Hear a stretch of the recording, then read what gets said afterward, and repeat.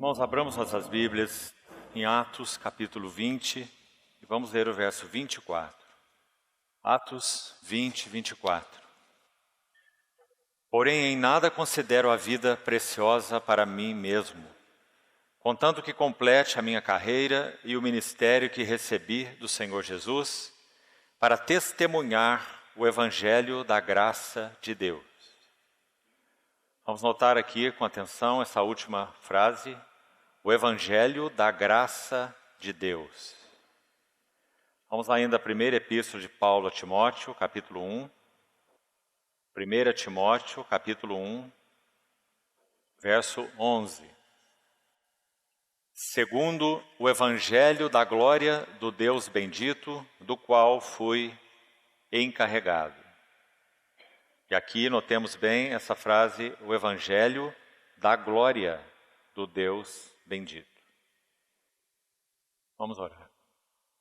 Senhor, estamos juntos na Tua presença e te rogamos que o Senhor, por Tua infinita misericórdia, tome Teu lugar nesta reunião. Nós nos congregamos para Ti, por causa de Ti e em Ti. Que o Senhor receba toda a glória e que por Tua graça o Senhor nos abra a Tua palavra e encontre caminho para falar aos nossos corações. Nós te pedimos encarecidamente que o Senhor volte os seus olhos fiéis e cheios de misericórdia sobre Teu povo reunido nesse lugar. E por Tua graça nos abra a Tua bendita palavra. Ilumina os olhos do nosso entendimento. Queremos ver algo mais das riquezas do Evangelho. Assim te pedimos, em Teu precioso nome. Amém. Num dos domingos pela manhã que estivemos reunidos, nós citamos essas duas frases que hoje à noite relemos. E dissemos aos irmãos, e aqui repetimos, que essas duas frases podem muito bem resumir o que significa o Evangelho. Ou até mesmo podemos dizer, o conteúdo do Evangelho. Então vamos relembrá-las e colocá-las juntas. Atos 20 e 24 diz que esse Evangelho, o Evangelho que Paulo pregava, para o qual ele viveu, se entregou, se gastou, é o Evangelho da graça de Deus. Evangelho da graça. Escrevendo a Timóteo, Paulo agora já com bem mais idade e tempo no Senhor, ele faz outra referência ao Evangelho, 1 Timóteo 1:11, e aí então ele o chama de o Evangelho da glória de Deus, ou do Deus bendito, como aí está. Então, irmãos, essas duas expressões, graça e glória, elas são muito especiais na mente e no coração de Paulo. Agora, de início, o que nós precisamos, entendo, captar diante do Senhor, por sua graça, pelo seu Espírito nos ajudando. Elas não são palavras simples, não são palavras corriqueiras. Essa palavra glória, por exemplo, é uma grande palavra na Bíblia. Podemos dizer que é uma palavra quase sem definição. Porque ela fala de algo que é imenso, fala de algo que tem um peso, por isso o apóstolo Paulo, escrevendo aos Coríntios, fala sobre peso de glória, acima de toda comparação. Também fala de um resplendor, então o autor de Hebreus vai dizer que Jesus é o resplendor da glória. Então vejam que é uma palavra muito bonita e muito ampla, se referindo então a peso, a autoridade, a resplendor, algo que é tão singular. Então isso é glória. Por isso nós temos essa expressão, glória de Deus. Essa expressão de Deus, essa manifestação de Deus, não tem similar. Deus não tem pares. Deus não tem iguais. Ninguém. Anjo nenhum, querubim nenhum, serafim nenhum, arcanjo nenhum, ninguém é igual a Deus. Só Deus é Deus. E só Deus tem a glória que Ele tem. Por isso também, Paulo, quando ora pelos Efésios, se os irmãos se lembram, a primeira oração de Paulo na Epístola aos Efésios está no capítulo 1. Ele diz que ora ao Deus e Pai do nosso Senhor Jesus Cristo, o Pai da glória. De novo ele usa essa expressão. O que é Pai da glória? ou glorioso Pai, como dizem algumas versões. É esse Pai único, singular, não há nada e ninguém igual a Ele. Então, vamos guardar em nossos corações, com a ajuda do Senhor, que essa palavra glória ela é praticamente idêntica a Deus. Deus é glória, e glória é Deus, em sua última análise. Agora, como a glória do Deus bendito se manifestou? Então, João vai dizer, João 1,14, tão citado entre nós, e o Verbo se fez carne e habitou entre nós cheio de graça e verdade, e vimos a sua glória. Glória como do unigênito do Pai. Mesma analogia que nós já fizemos. João está dizendo, não há glória como a dele. É glória de um unigênito. Ele foi gerado e é gerado diretamente de seu Pai. Toda a glória que seu Pai, como sendo Deus eterno, tem, Ele, Filho, como também Deus eterno são, porque o Pai e o Filho são um. Então, quando o Verbo se faz carne e habita entre nós, Ele simplesmente é a expressão de toda a glória do Deus bendito. Por isso, Paulo usa essa expressão, o Evangelho da glória do Deus bendito. Nós sabemos que o Deus bendito, como já falamos, é o Deus da glória. Mas como Paulo diz, quando Paulo diz Evangelho da glória do Deus bendito, então nós temos algo adicionado aí à glória do Deus bendito.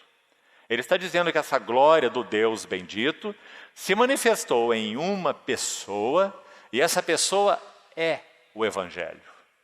Então, irmãos, é por aqui que precisamos começar. Eu sei que nosso querido irmão, na reunião anterior, quarta-feira passada, já fez uma introdução aí sobre o livro de Romanos, particularmente os primeiros capítulos. Mas é aqui que nós vamos recomeçar, se posso assim dizer, com essas duas frases que nós já utilizamos no domingo pela manhã. Evangelho da graça, Evangelho da glória. Como sendo esses dois pontos, onde o Evangelho, me permite a expressão, porque não encontro outra, onde o Evangelho inicia, graça, e onde o Evangelho termina, entre aspas. O Evangelho nunca termina, né? Mas qual é o ponto clímax do Evangelho? Qual é o clímax do Evangelho? Glória. Então, graça, podemos dizer, onde o Evangelho começa. Graça, porque o Evangelho começou no coração de Deus. Ele se determinou se revelar. Ninguém obrigou Deus a se revelar. Muito menos ninguém obrigou Deus a nos salvar. Ele foi automovido ou autocompungido. Pelo quê? Deus amou o mundo de tal maneira que deu o seu Filho unigênito. Essa foi a compulsão de Deus. Ele foi compungido pela sua própria natureza de amor. O que é amor? Duas palavras que precisam ser atreladas a essa. Amar ou amor. Servir e dar. O próprio Filho do Homem não veio para ser servido, mas veio para servir e dar a sua vida em resgate por muitos. Então, o que é amar? É servir e dar. Deus amou o mundo de tal maneira que deu o seu Filho unigênito. Isso é a natureza do amor. Então, o que é a graça de Deus? É isso. Aí começa o Evangelho de Deus. Não começa em mim, não começa em você, não é uma filosofia, não é uma ideia, não é uma religião. O Evangelho é uma pessoa. A glória do Deus bendito o moveu a revelar-se graciosamente na pessoa de Jesus. Agora, irmãos, nós vamos ter tempo durante essas quartas-feiras. Eu pretendo usar 3 quartas-feiras a partir de hoje, então, meditando um pouco sobre a Epístola aos Romanos, como sendo o Evangelho da Graça. E nós vamos descobrir com todas as letras que a graça de Deus nos leva à humilhação. E a boa humilhação. A humilhação necessária, porque afinal de contas, quem nós somos? Né? A graça de Deus nos humilha, coloquemos assim. Nós somos dispostos a tomar um livro de regras, e se nos for dito que aquilo então vai nos levar a uma espiritualização mais elevada, se nós levamos a sério esse assunto da espiritualização, nós somos capazes de tomar esse livro e dizer, então qual é o caminho, me mostra, eu quero fazer tudo que aqui está escrito. E o resultado é nada. Porque o homem nunca pode ser espiritualizado. Digamos que espiritualidade é algo inalcançável para o homem. Então o que Deus teve que fazer? O que Ele fez. Isso, Romanos 8, 3. O que era impossível à lei, isso fez Deus. Quando chegarmos lá, nós vamos analisar esse versículo maravilhoso. Romanos 8, 3. São só 3 palavrinhas. Primeiro, o que era impossível para a lei. Você está vendo? Então siga por esse caminho, ande dessa maneira, pratique isso ou pratique aquilo. Isso é lei, falando de modo geral. E o povo da aliança de Deus no Velho Testamento, o povo de Israel, tinha uma lei específica. Não cobiçarás, não matarás, não adulterarás, não dirás falso testemunho, honra teu pai e tua mãe, etc. Tudo isso tem um significado particular que mais à frente nós vamos ver. Por que Deus deu lei? Se Ele não queria salvar o homem pela lei, por que Ele deu a lei? Não parece um contrassenso? Então temos que saber qual é a finalidade da lei. Muito bem, para que não achemos que Deus é incoerente, né? Nos dando algo que não poderia ser útil para nós. E a lei realmente não era útil para nós. Ela não tinha finalidade de nos salvar, ela tinha uma outra finalidade, que vamos examinar depois. Então, espiritualizar-nos, se é que vamos usar essa palavra, eu não gosto dela, mas são as palavras que as seitas e filosofias e religiões usam. Se nós vamos nos espiritualizar, é melhor desistir antes de começar, porque esse caminho é impossível para o homem. Eu nasci em pecado e em pecado me concebeu minha mãe. Em Adão todos morrem. Ele nos deu vida quando nós estávamos mortos nos nossos delitos e pecados. É quase uma piada dizer para um morto se espiritualizar. Você não acha? Vamos lá no cemitério, falar com os mortos e solicitar a eles que se espiritualizem. Só um louco faria isso, não é? Mas, irmãos, diante de Deus, por natureza, não pela graça que nos alcançou depois, mas por natureza é isso que nós éramos. Nós não estávamos desacordados, nós não estávamos desmaiados, nós estávamos mortos nos nossos delitos e pecados. Então Paulo vai dizer, esse apóstolo da graça, Deus, tomou a iniciativa, interveio e vos deu vida, estando vós mortos nos vossos delitos e pecados. Efésios 2. E você lembra o que ele diz lá no verso 8 desse capítulo? Pela graça sois salvos. Você não vai se espiritualizar. Você não vai cumprir um conjunto de regras para se aproximar de Deus. O resultado dessa salvação pela graça é santificação. Aqueles que são salvos crescem em santificação. Mas eles não são salvos porque foram santificados. É o contrário. Eles são santificados, ou estão sendo santificados, porque foram salvos. Pela graça sois salvos, mediante a fé. Vamos repetir. E isto, Efésios 2:8, não vem de vós. Não vem de vós. Graças a Deus por sua graça. Porque outro caminho seria impossível para nós. Então Paulo diz, é dom, dádiva, gratuita de Deus. E ainda mais ele completa, não vem por obras. Não por obras, obra nenhuma, obra de nenhum tipo. Mas, ou para que ninguém se glorie. Se fosse por obras, nós podíamos gloriar. Eu alcancei, eu atingi, eu cumpri, eu fiz, eu e eu. Então, irmãos, basicamente todas as religiões do mundo, pense comigo, ainda nessa introdução, elas pregam uma espiritualidade de baixo para cima. Nós temos que fazer algo, aprender algo. Se é o caso das filosofias esotéricas, por exemplo, as que são fechadas nos seus ensinos, você não vai ter a liberdade de ir lá no templo da eubiose e participar de uma reunião secreta. Por exemplo, aqui na nossa cidade, essa seita chamada eubiose. Você pode ir lá, naquele outro lugar aqui desse lado, e ouvir as palestras que eles dão. né? Lá naquela avenida. Mas você não pode entrar lá naqueles cultos secretos. Só os que são membros da seita secreta, esotérica. Não é? Então o que eles entendem? Que nesses cultos esotéricos fechados, aqueles iniciados, então o espírito vai se aperfeiçoando. Até a pessoa crescer, crescer, crescer e se perder em Deus.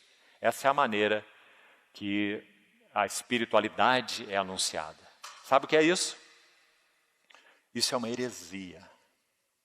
Porque se o homem pudesse ser salvo ou espiritualizado dessa maneira, meus amados irmãos, nunca seria necessário que o Verbo se fizesse carne e morresse uma sangrenta morte na cruz do Calvário. Ele não precisaria orar, Pai, se possível for, passa esse cálice de mim. Não teria cálice nenhum.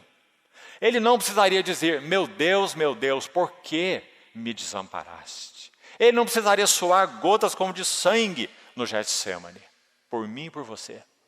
Tudo isso seria desnecessário. Se nós pudéssemos ser aperfeiçoados por religião, lei, obras, ou seja lá o que for. Isso é graça. Agora então a graça não humilha o homem natural? Claro que ela humilha. Ela diz assim para ele, você não tem nada. Você não pode nada. Você não é nada. A não ser que Deus intervenha. Você não é, não tem e não pode. Isso é graça.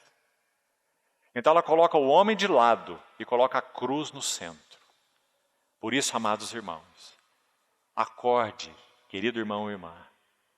Os tempos, os dias da vinda gloriosa, a segunda, do nosso amado Senhor se aproximam. E sabe o que tem acontecido?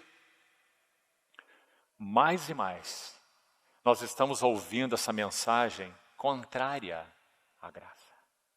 Dentro do chamado cristianismo.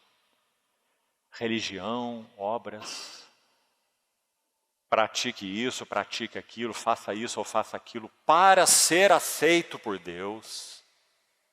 Se você não conseguir cumprir isso até a tua morte, você vai para um lugar onde você vai ser purificado ali, depois da morte, para você então conseguir alcançar a presença de Deus.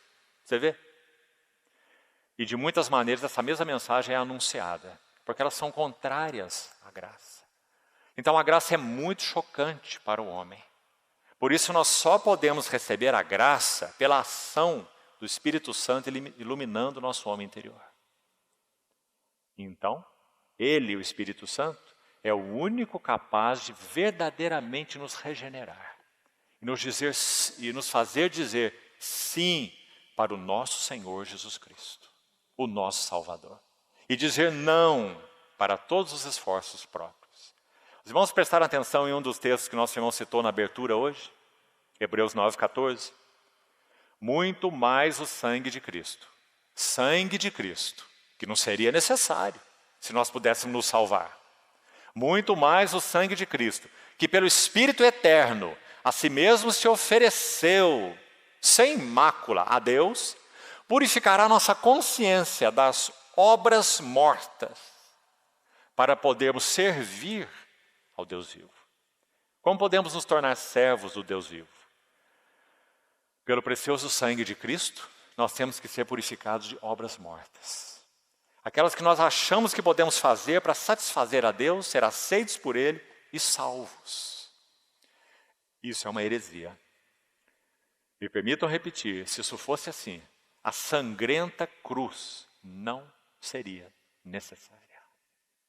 E o bendito Filho não precisaria ter perdido sua comunhão com seu Pai.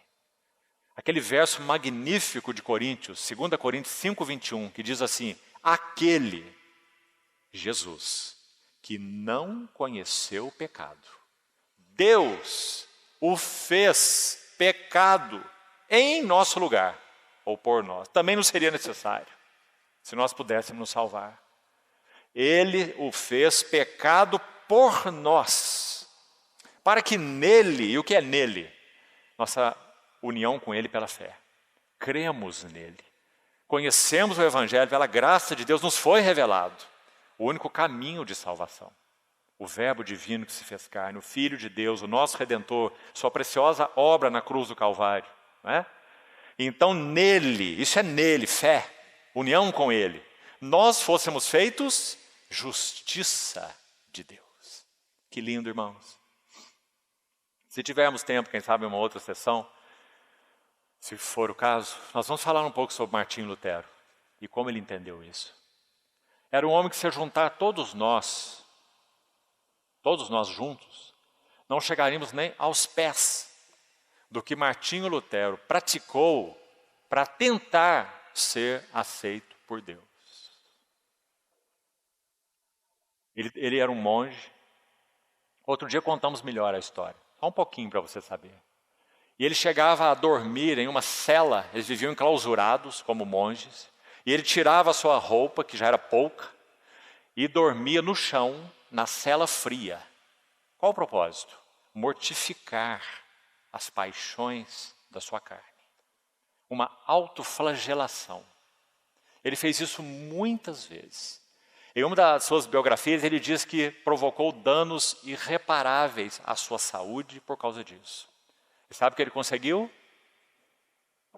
Nada. Até o dia que a luz do Evangelho brilhou no coração daquele homem. E ele se tornou grande líder da chamada Reforma no século XVI. E qual foi o tema da Reforma? Pela graça sois salvos mediante a fé.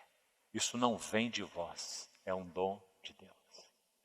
Porque o Verbo se fez carne e habitou entre nós, cheio de graça.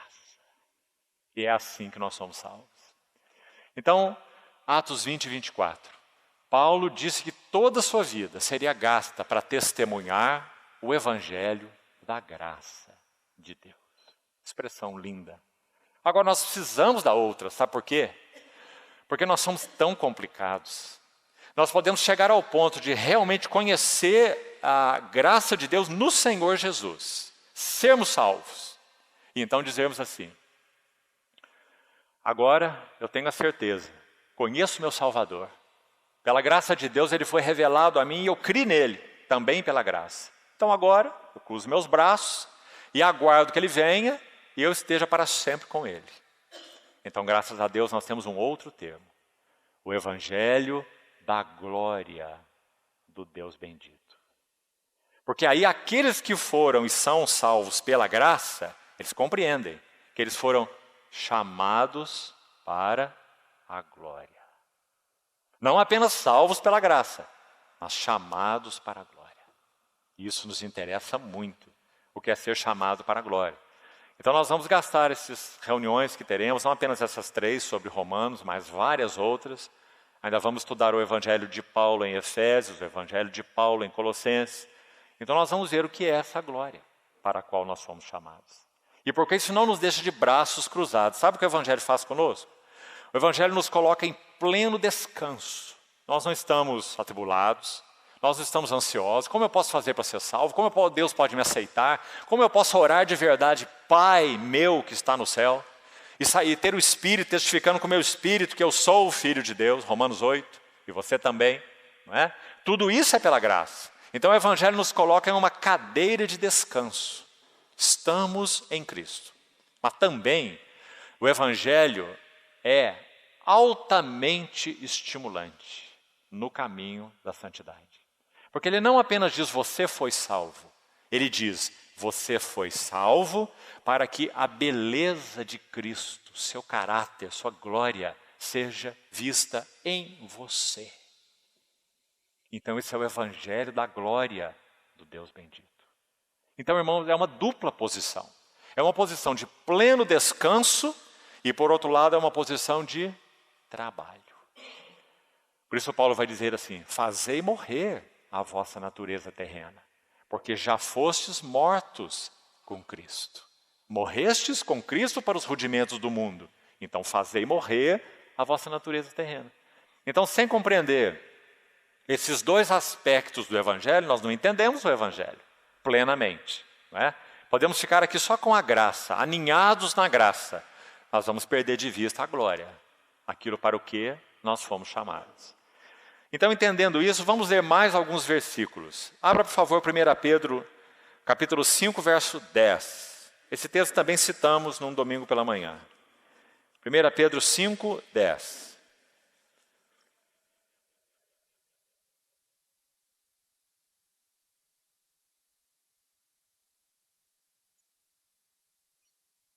Ora, o Deus de toda a graça. Mais uma frase maravilhosa. O Deus de toda a graça. Não é alguma graça, uma ajuda da graça, uma reforma da graça, né? Mas é o Deus de toda a graça. Que em Cristo, vida de união com Cristo pela fé, em Cristo, vos chamou à sua eterna glória. Mais uma vez, nós temos aí esses dois polos, chamemos assim, do Evangelho. E que mostram muito claramente em uma frase o que é o Evangelho. É Deus nos chamando pela graça, o Deus de toda a graça nos chamando, e o propósito desse chamamento da graça é a glória. Nos chamou para a sua eterna glória. Não é o momento de entrarmos em detalhes sobre isso, porque nós vamos chegar no livro de Efésios, futuramente, daqui a uns meses. E o que nós vamos ver em Efésios? Exatamente isso. O Evangelho da glória. Já que nós falamos que particularmente Romanos é o Evangelho da graça. Não que Romanos fale apenas da graça. Romanos também fala da glória. Mas particularmente é o Evangelho da graça. E Efésios e Colossenses são uma exposição do Evangelho da glória. Então, por isso nós entendemos diante do Senhor, já comunicamos aos irmãos, que nós faríamos uma panorâmica, não é um estudo exaustivo, levaríamos muitos meses se fizéssemos isso, não é o propósito para agora. Nós vamos ver esse Evangelho da graça em Romanos, particularmente, e o Evangelho da glória em Efésios e em Colossenses, para vermos esses dois polos do chamado de Deus. O Deus de toda graça, Romanos, que em Cristo vos chamou a sua eterna glória, Efésios e Colossenses. Então, agora vamos para um versículo que espero que te impressione, porque ele está no Velho Testamento. Quando a graça de Deus não estava plenamente revelada, porque nosso Senhor Jesus ainda não havia se manifestado. Salmo 84. Olha o que diz esse versículo, no verso 11. Salmo 84, verso 11.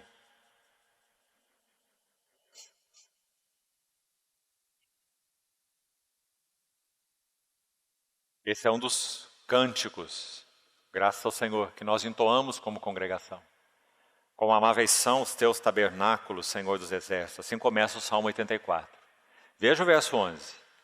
Porque o Senhor Deus, é sol e escudo. O Senhor dá graça e glória. As duas palavras colocadas tão juntas. O Senhor dá graça, mas não somente graça, Ele dá glória. E nenhum bem sonega aos que andam retamente. Graça e glória, mais uma vez. Agora, um outro texto ainda, para deixarmos essa ideia bem fixa. Segunda Epístola de Paulo aos Tessalonicenses. Agora então, Novo Testamento de novo. Segunda aos Tessalonicenses, capítulo 2. Veja os versos 13 e 14.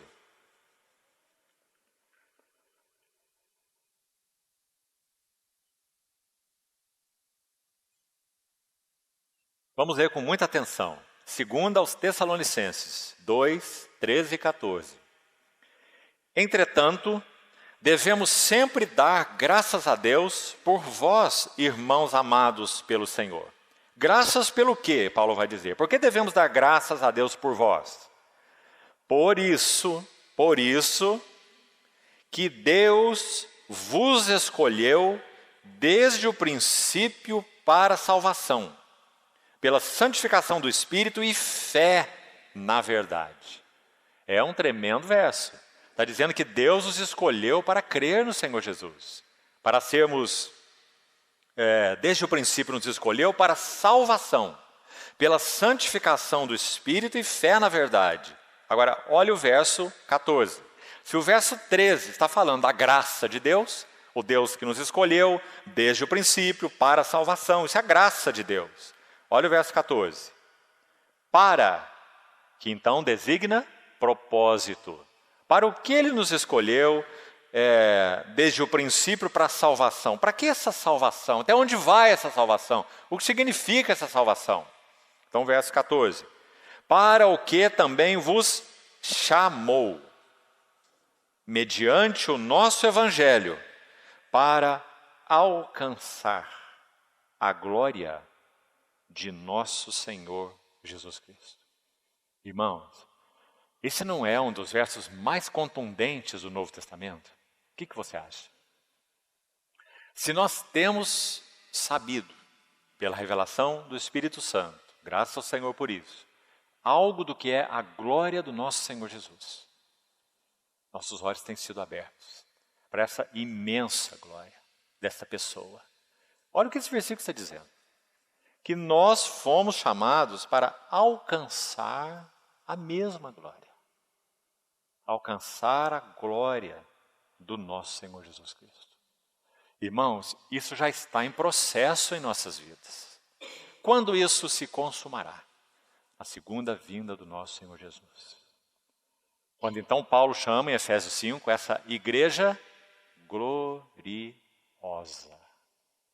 sem mácula nem ruga, porém santa e sem defeito, palavras dele, Efésios 5. Então ela vai se manifestar, porque nós somos o corpo de Cristo, nós somos a noiva do Cordeiro, nós fomos chamados para alcançar a glória do nosso Senhor Jesus, nós já fomos salvos no nosso espírito, nós estamos sendo transformados na nossa alma, na nossa mente, a nossa mente foi e está sendo atingida pelo Evangelho. Cada recanto, cada quartozinho secreto, escondido ali, a luz de Deus tem penetrado, iluminado, salvo, nos liberado de tantas coisas que nos escravizavam, não é? Isso a Bíblia chama de transformação ou santificação. E como isso vai concluir? Esse corpo velhinho e cansado. Se você é jovem e ainda tem um corpo forte e sadio, não fique muito orgulhoso, é por pouco tempo. O corpo velhinho e cansado, ele vai entrar na plena redenção. Plena redenção.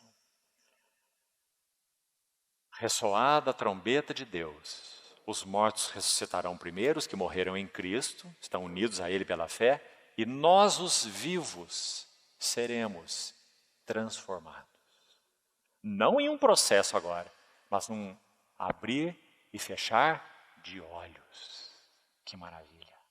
O mortal será absorvido pela vida e o corruptível se revestirá de incorruptibilidade.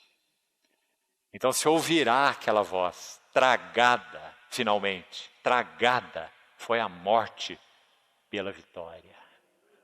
Que vitória? A vitória que já foi obtida pela morte e ressurreição do nosso bendito Salvador, o nosso Redentor. Então é a salvação que nos aguarda, amados irmãos. Por isso o Evangelho é o Evangelho da glória do Deus bendito. Nós fomos separados para isso. Então, é isso que Paulo tem a dizer nesse lindo verso 14 de 2 aos Tessalonicenses. Agora nós vamos dar mais um passo e é o passo final dessa noite. Vamos a Romanos capítulo 1. Romanos capítulo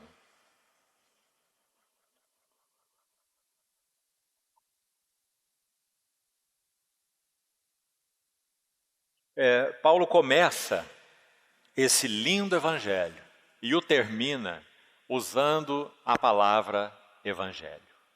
Então vamos ler primeiro Romanos 1, de 1 a 3. Somente esses 3 versos.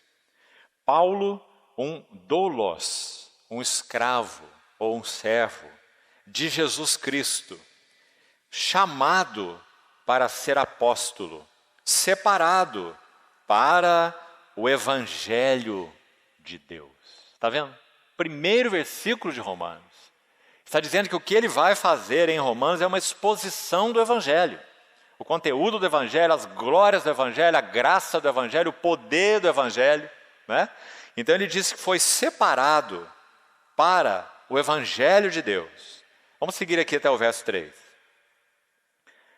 Ele vai dizer, esse Evangelho, verso 2, ele foi por Deus, outrora, antigamente, nos tempos antes de Jesus, lá nos tempos do Velho Testamento, antes disso até, lá no tempo de Abraão, antes de Moisés, antes da lei, não é? Se formos rigorosos, nós podemos dizer que desde Adão esse Evangelho foi prometido, já que o Senhor fez aquelas vestimentas de pele para cobrir Adão e a sua esposa. E esse é o proto-evangelho, o primeiro evangelho. Deus cobrindo o homem nu. Ele preparou as suas folhinhas de figueira, né? E fez a sua cintinha lá, quem sabe, bem cozida, lá com cipó, quem sabe, trançou para cá, trançou para lá, fez uma roupinha bonitinha. Mas quando Deus se manifestou, ele teve que se esconder atrás do jardim. Porque a roupa de justiça própria, tecida por ele mesmo, a provisão que ele fez para cobrir sua própria nudez, não era suficiente para cobrir essa nudez, a nudez da consciência. Sua consciência estava acusada, nua diante de Deus, e essa ele não podia cobrir com essas roupinhas. Então ele se escondeu e diz, e disse ao Senhor, ouvi a tua voz no meio do jardim, e eu tive medo e me escondi. Primeiro resultado do pecado, medo. Tive medo e me escondi. Antes ele podia dizer, tive comunhão e me aproximei. Porque o Senhor passeava na viração do dia pelo jardim todos os dias. E tinha uma comunhão com ele, mesmo que assim, digamos, de fora. Mas tinha comunhão. Mas agora ele tem que dizer, tive medo. O medo substituiu a comunhão. Por causa do pecado. Então, esse evangelho foi outrora prometido, como já falamos, desde Adão e por todos os outros meios no Velho Testamento. Prometido por intermédio dos seus profetas nas Sagradas Escrituras. Agora, olhe, por favor, com cuidado para o verso 3. Que evangelho é esse? É uma mensagem apenas? É uma boa nova? Sim, é também isso. Mas, sobretudo, o evangelho diz respeito a. Ou o evangelho é com respeito a. Ao quê? A seu filho. Então, irmãos, como também nosso amado irmão já mencionou na abertura dessa reunião, o evangelho é a personificação do verbo de Deus. Isso é o evangelho. É claro que ele também é uma mensagem. Ele anuncia que esse é o Salvador, ele anuncia o reino dos céus, né? Arrependei-vos porque está próximo o reino dos céus, foi a pregação do nosso Senhor.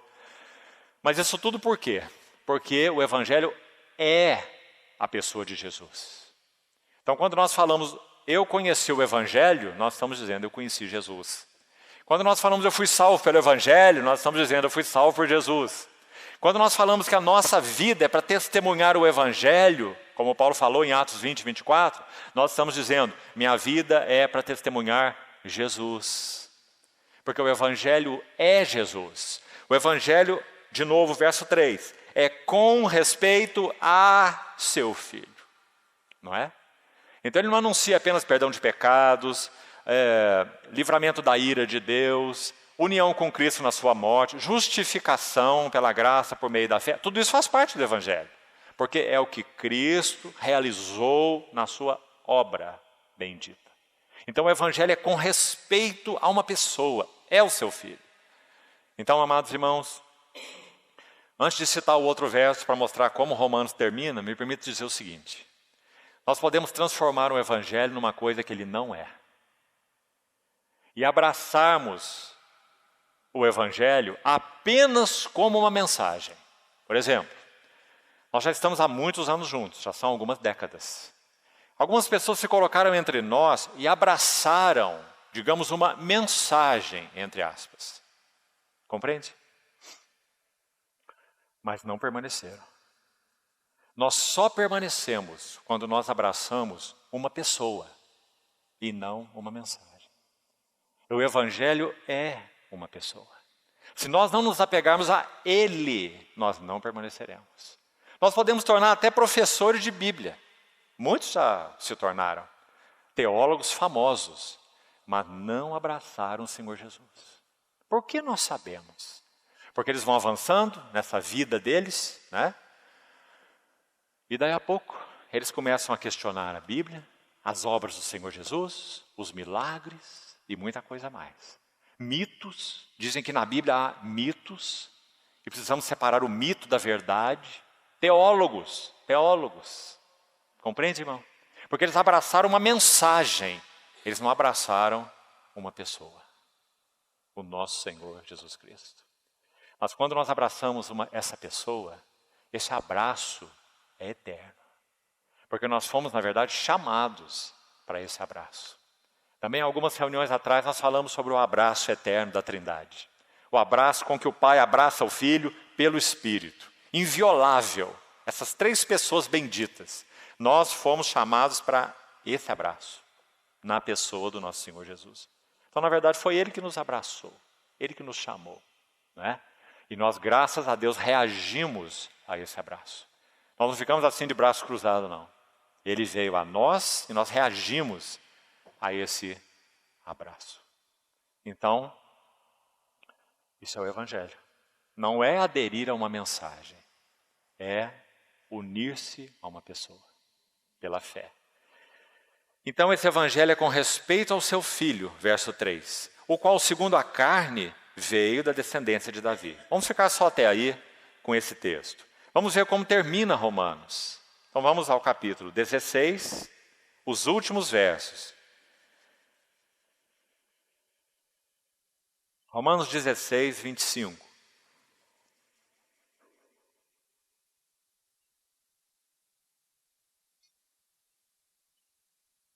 Paulo está terminando essa epístola com uma adoração. Não podia terminar de outra forma, diante do que ele escreveu nesses 16 capítulos.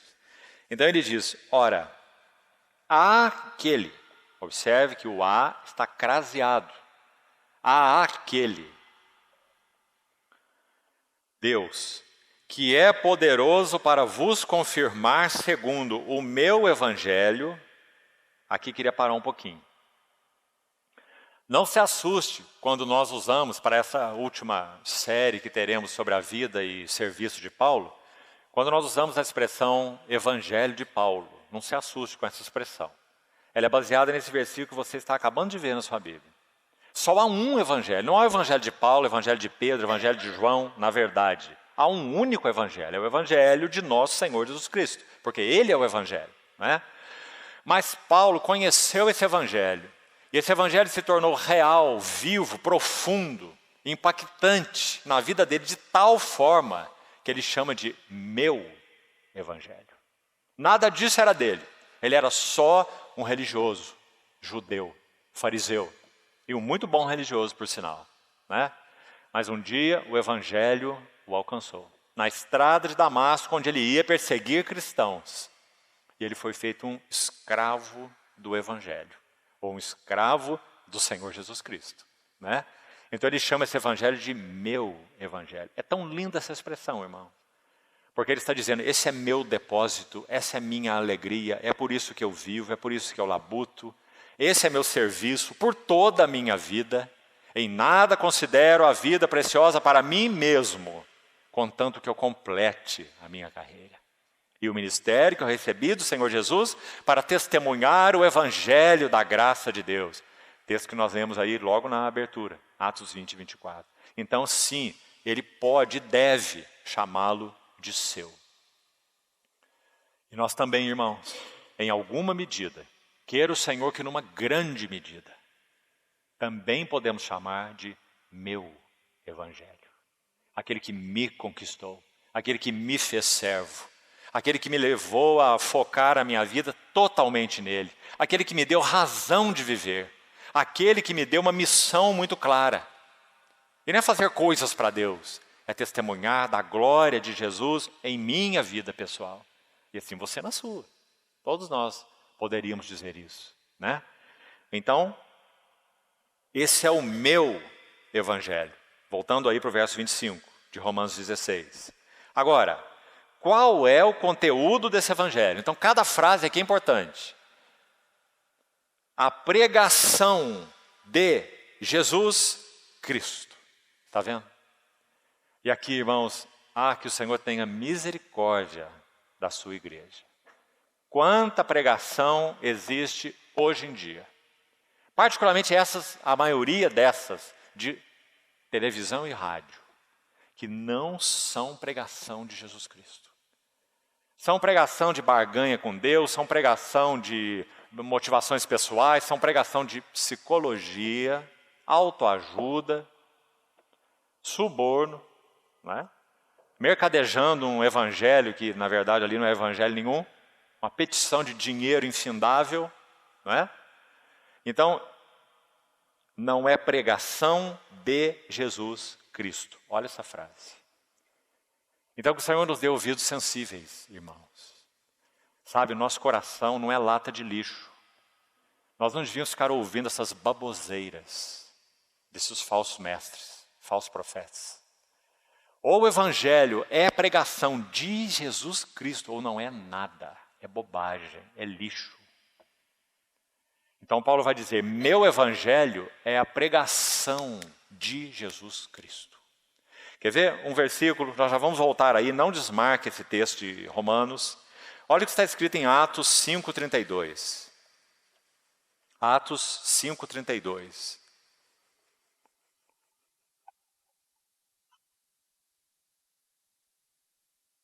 É um lindo verso. Sobre os apóstolos nos dias iniciais da igreja. Vamos ler desde o 40. Atos 5:40. Olhe com atenção. Chamando os apóstolos, açoitaram-lhes. Eles estão aqui perante o Sinédrio, que era a máxima autoridade judaica. Chamando os apóstolos, açoitaram-nos. E ordenando-lhes que não falassem, em o nome de Jesus, os soltaram. E eles se retiraram do Sinédrio, regozijando-se, por terem sido considerados dignos de sofrer afrontas por esse nome. Irmão, me permita parar aqui só um pouquinho. Há muitas evidências do Evangelho. Graças a Deus o nosso Evangelho, o Evangelho de Jesus Cristo, o nosso Evangelho, é histórico. E amplamente comprovado pela história. Nossa fé é histórica, nossa fé não é abstrata, nossa fé não é emocional, nossa fé não é filosófica, nossa fé é histórica. Jesus Cristo, Jesus de Nazaré, é o Filho de Deus, o Verbo eterno. Agora, qual é a maior evidência para a nossa fé?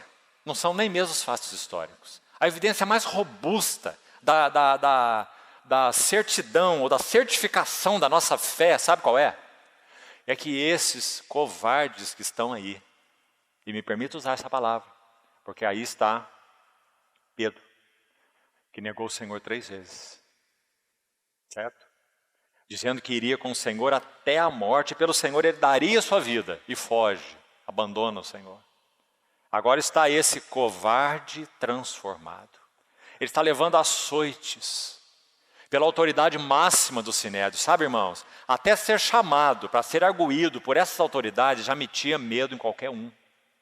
É como se um cidadão comum iria querer saber o que eles queriam ouvir em resposta, para que eles dessem a resposta que eles queriam ouvir. Compreende? Para não sofrer nenhuma penalidade. Era terrível, era horrível, era amedrontador. Então lá está o Sinédrio. Chama os discípulos para serem arguídos. E eles são açoitados, e é dito a eles que parassem de falar no nome de Jesus. Aí saem do Sinédrio, e saem do Sinédrio cheios de gozo. Aqueles que abandonaram o nosso Senhor antes da cruz. Agora o Senhor ressuscitou, foi ascenso ao céu, derramou o Espírito Santo, e o que ele disse antes de fazer isso? Recebereis poder ao descer sobre vós o Espírito Santo, e sereis as minhas testemunhas. Tanto em Jerusalém, como em Judéia, Samaria e até os confins da terra. Então aí estão eles, que maravilha. Então é dito no verso 42, e todos os dias, no templo e de casa em casa, todos os dias, no templo e de casa em casa, o que eles faziam? Pregavam teologia sistemática, um compêndio de doutrinas. Não é o que está escrito aí. Olha o que está escrito aí.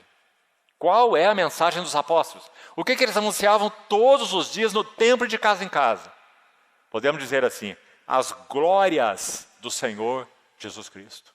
Porque eles não cessavam de ensinar, fazer um trabalho de mestres e também de pregar. Aqui o sentido é a palavra de um arauto. Então, digamos, para o mundo eles tocavam trombetas, pregavam. E para os cristãos eles ensinavam. Duplo serviço. Maravilhoso, não é? Para a mesma coisa nós fomos chamados. Tocar uma trombeta diante do mundo e ensinar os que são salvos sobre as glórias do nosso Senhor Jesus. Então isso é pregar o Evangelho. Pregar Jesus, o Cristo. Atos 5:32. Então vamos, para concluir, voltar a Romanos 16, onde nós estávamos. E aqui vamos terminar por hoje.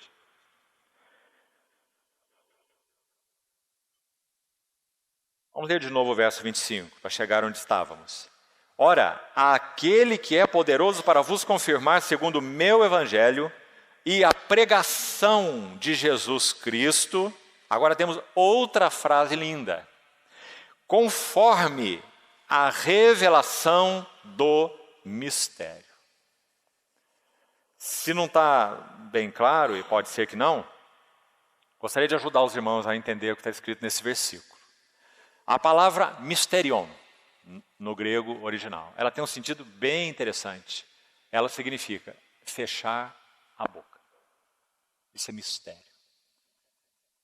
Tem tudo a ver, né? A palavra na nossa língua em português. É um segredo. Você não vai abrir a boca e não vai contar para ninguém. Então havia um segredo eterno, um mistério eterno. Onde ele estava? No coração do próprio Deus. Qual é o mistério eterno? O mistério eterno é que o seu Filho eterno se faria carne e habitaria entre nós cheio de graça e de verdade. Consumando a obra que ele foi enviado para consumar, ele seria feito o herdeiro de todas as coisas. E tudo no universo criado de Deus convergiria simplesmente para ele. Para que em todas as coisas ele tivesse a primazia. Era isso que estava no coração de Deus. E esse mistério não era conhecido dos séculos e das gerações. Quando ele foi conhecido? Quando o Verbo se fez carne e habitou entre nós. E morreu, e ressuscitou, e derramou o Espírito Santo do seu trono, né? E então o Evangelho ficou claro para os seus discípulos, que agora são apóstolos, são enviados pelo Senhor. Para dizer o quê?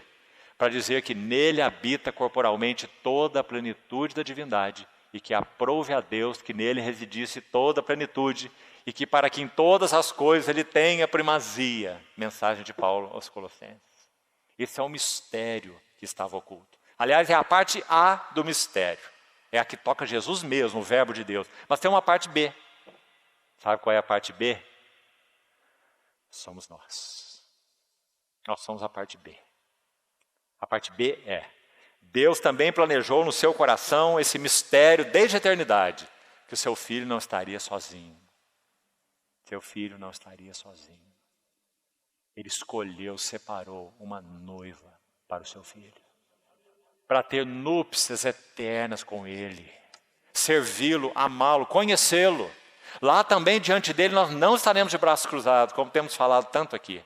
Nós continuaremos crescendo no conhecimento do nosso Senhor Jesus Cristo, porque ele é infindável, suas riquezas são infindáveis. Essa é a parte B. E na parte B nós estamos, pela graça de Deus. Então, irmãos, quando ele ocupar o centro das atenções de todo o universo, nós estaremos com ele. Por isso o evangelho da glória de Deus em Efésios, quando chegarmos lá, nós vamos ver uma vez mais, Paulo vai dizer assim: para que pela igreja. Igreja, a multiforme sabedoria de Deus se torne conhecida de principados e potestades. Que maravilha! Efésios 3:10. E aí logo em seguida, no 11, ele diz, segundo o eterno propósito que estabeleceu em Cristo Jesus. Viu? Então nós sabemos com certeza, esse é o mistério. Seu filho teria primazia e preeminência sempre e em todas as coisas. E nós estaremos unidos a Ele, nessa sua primazia e preeminência. Toda a glória nossa será a glória dEle. Tudo que será visto em nós, e isso já deve ser verdade desde já, né? E será a verdade plena quando estivermos diante dEle. Toda beleza que for vista em nós é a beleza dEle em nós. Essa é osso dos meus ossos e carne da minha carne. Que maravilha, irmão. Então, qual o conteúdo do Evangelho? Segundo esse verso 25, olha aí de novo. O Evangelho é a revelação do mistério. Graças a Deus. Quando o Evangelho, vamos colocar as duas frases juntas? Pregação de Jesus Cristo e revelação do mistério. Localize aí. Vamos pôr as duas juntas. A pregação de Jesus Cristo é a revelação do mistério. A única maneira desse mistério ser revelado é a pregação de Jesus Cristo. Que lindo verso, irmão. Cheio de conteúdo. E aí ele conclui, foi guardado em silêncio. Também, não sei quanto a você, eu acho essa frase maravilhosa. Sabe por quê? Ela nos diz que Deus é um Deus de silêncio. Sabe, irmãos, palavras para Deus são muito importantes. Palavras para nós normalmente não valem nada. Nós somos tagarelas, nós falamos demais, falamos coisas sem sentido, que isso não tem nada a ver, jogamos palavras fora. Deus não é assim. Deus é um Deus de silêncio. E quando Ele quebrou o seu silêncio, sabe por que Ele fez? Havendo Deus outrora falado muitas vezes e de muitas maneiras aos pais pelos profetas. Os seus instrumentos lá, os profetas. Sim, é Deus falando, mas usando aqui instrumentos, profetas. Mas nesses últimos dias nos falou no Filho, a quem constituiu o herdeiro de todas as coisas. Então podemos dizer que definitivamente falando, Deus quebrou o seu silêncio quando o Verbo se fez carne e habitou entre nós. Por isso Jesus pôde dizer, quem me vê a mim, vê o Pai. Quem ouve as minhas palavras, ouve as palavras do Pai. Porque agora Deus está falando na pessoa do Senhor Jesus Cristo. Deus não fala através de nenhuma outra pessoa. Ele só fala através de Jesus Cristo. E se nós queremos falar por Deus, nós devemos falar em Jesus Cristo. Do contrário, só vamos falar asneiras ou coisas próprias, né? Então esse mistério foi guardado em silêncio nos tempos eternos. E vamos concluir. 26. E que agora, graças a Deus pelo agora, Ele se tornou manifesto e foi dado a conhecer. Então não tem aqui inteligência, não tem aqui capacidade, homens espertos, eruditos, né, que chegaram lá e conheceram o mistério de Deus. Nada, nada. Porque é dito que foi dado a conhecer. Não é maravilhoso? Foi dado a conhecer, porque Deus se revelou, Deus quis se fazer conhecido. Dado a conhecer por meio das escrituras proféticas, segundo o mandamento do Deus eterno, para obediência por fé entre todas as nações. Então olha aí o último verso dessa epístola, que linda adoração. Porque ele vai dizer lá no verso 25, ora, há aquele, né, um acraseado aí, então ele está se referindo a esse Deus. Aí no verso 27, ao Deus único, esse é o aquele. Ao Deus único e sábio, seja dada o que está escrito aí? Glória. Não é lindo? É o evangelho da graça terminando com glória, né? Porque é isso que ele faz. Seja dada a Ele, Deus único e sábio, a glória por meio de Jesus Cristo, pelos séculos dos séculos. Amém. Então, irmãos, Que bendito Deus nós temos. Que bendita salvação nós temos. Tudo foi pela graça. Que o Senhor nos ajude na sequência que teremos nessa epístola aos Romanos, compreender agora o significado dessa graça com o escopo da glória para a qual nós fomos chamados. Graça sobre graça, para nos conduzir de glória em glória. Que o Senhor nos ajude a compreender isso, para que possamos desenvolver nossa salvação. Não apenas nos regozijar porque fomos salvos, mas neste regozijo desenvolvemos a nossa salvação, com temor e tremor. Todo o objetivo da nossa vida cristã é um só. Não é ser bons cidadãos, não é ter uma boa moral, não é criar filhos, não é... Faz parte da nossa vida, sim, para a glória do nosso Senhor. Mas o propósito da nossa vida é um só. É sermos expressão das belezas, riquezas, da glória do nosso Senhor Jesus Cristo. Onde formos, onde estivermos, todos os nossos relacionamentos, nossas palavras, nossa conduta, tudo. Não há outro objetivo para as nossas vidas. Que nosso casamento tenha esse objetivo, que nossos filhos tenham esse objetivo, que a vida da igreja tenha esse objetivo. Que seja assim, amados irmãos, conosco. Vamos orar. Querido Pai Celestial, muito obrigado, porque não fomos nós que escolhemos Teu Filho, foi o Teu Filho que escolheu a nós. Ele nos designou para que nós fôssemos e dessemos muito fruto, e nosso fruto permanecesse, e fôssemos reconhecidos como sendo os Teus discípulos. Muito obrigado por tão preciosa salvação, graça, maravilhosa graça. Ó Senhor, introduz o nosso coração de tal forma nessa graça, que encontremos pleno descanso, e que também sejamos estimulados a realmente desenvolver a nossa salvação, com temor e tremor, para que a glória do Senhor Jesus seja vista em nossas vidas, em nossos pensamentos, atitudes, motivações, palavras, vida, estilo de vida, comportamento, relacionamentos. Ajuda-nos nisso, Senhor, para que seja assim. Te pedimos agradecidos, em nome do Senhor Jesus. Amém.